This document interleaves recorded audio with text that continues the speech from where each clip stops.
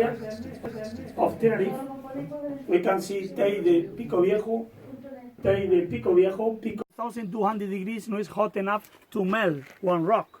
We need at least 2,500 degrees, but the lava runs 1,200 degrees. So no is hot enough, got to be together, but you can split. And local people do that. For example, look over there at that house. They built the house with these stones. Yeah? This path and the wall, they made with these stones. So it was a very important element in the past.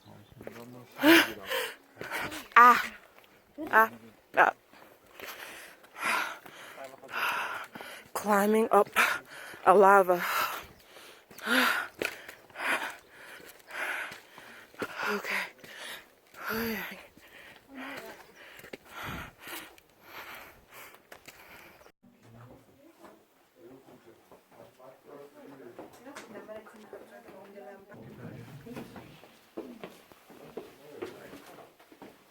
Don't touch it. Okay, look on your right side. We can see other cave. It's a secondary cave that later you will see much better because this cave goes to join with the main lava tube where you are.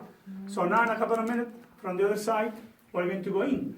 And here you can see the process that we are talking about, the floor.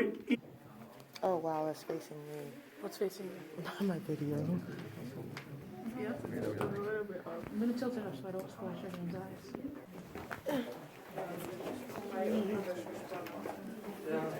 This guy, you're supposed to be my partner. I'm trying to survive too. The cold weather in your body. Okay? What? We are in one cave that we call Cueva del Viento, the wind cave.